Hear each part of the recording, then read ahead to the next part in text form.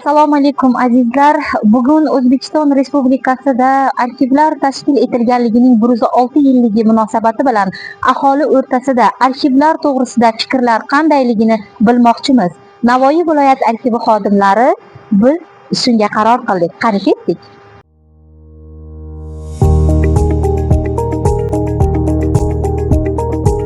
Navoiydagi arxiv qayerda joylashganini bilasizmi? Shu yangi bozorda orqasida. Viloyat arxivi. Karmananikini bilaman. Musiqa maktabi yonida. Arxivlarga hech ishingiz tushganmi? Yo'q. Qanday hujjatlar saqlanishidan xabaringiz bormi? Bor. Tashkilotlarning huquqiy hujjatlari, pensiyaga chiqishdagi hujjatlar, buxgalteriya, shunga o'xshagan narsalar. Rahmat sizga. Assalomu alaykum. Arxivlar to'g'risida fikringiz qanday? Arxivlarni elektronlashtirilganligi qattiq qulaylik beryapti. Sababi fuqarolarning o'sha qo'lyozmalarni, ma'lumotlarni qidirishda elektronlashtirilganligi, o'sha bazadan belgilangan muddatda javob olayotganligi yaxshi qulaylik bo'ldi. Oldinlari o'sha bir muncha vaqt talab qilardi, sarson-yaxshilik bo'ladi. Bitta ariza berish orqali elektron arxivdan ma'lumot olish imkoniyati yaratdi. Hozirgi kunda arxivlar bilan hech qanday muammo yo'qmi? Elektron tizimda yana muddatlarni qisqarishi bo'lsa qulaylik bo'ladi. Hozir belgilangan vaqtga nisbatan yanada tezroq topish imkoniyatlari bo'lsa qulaylik bo'ladi. Katta rahmat sizga.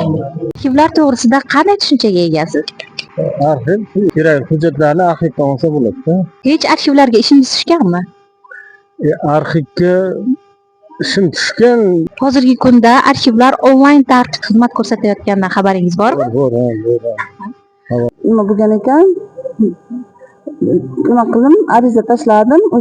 O'zim Samarqand oblast Narpay rayoniga qarashli nimada ishlagan ish haqillarimni mana elektron tarzda o'zlari yubordi. Mana qo'limga shundan gapiraman.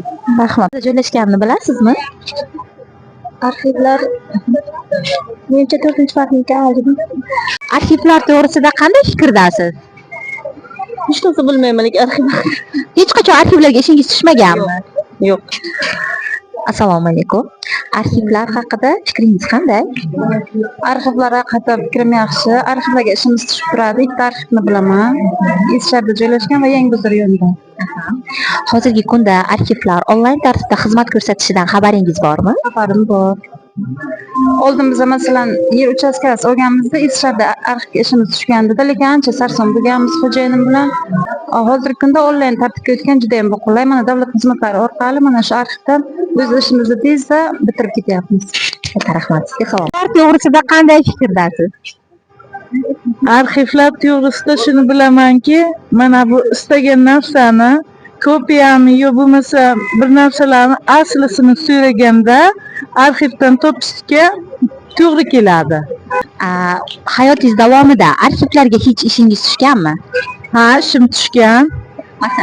Masalan, xo'jayinimni bir o'lim qog'ozini aslisini berib o'rganman hujjat so'raganda. Keyin men bir joyga yana ishim tushganda borganimda o'sha aslisini so'ravdi, kopiya qo'limda qolib aslisini berib o'rganman. Ana shunga arxivga ishim tushgan.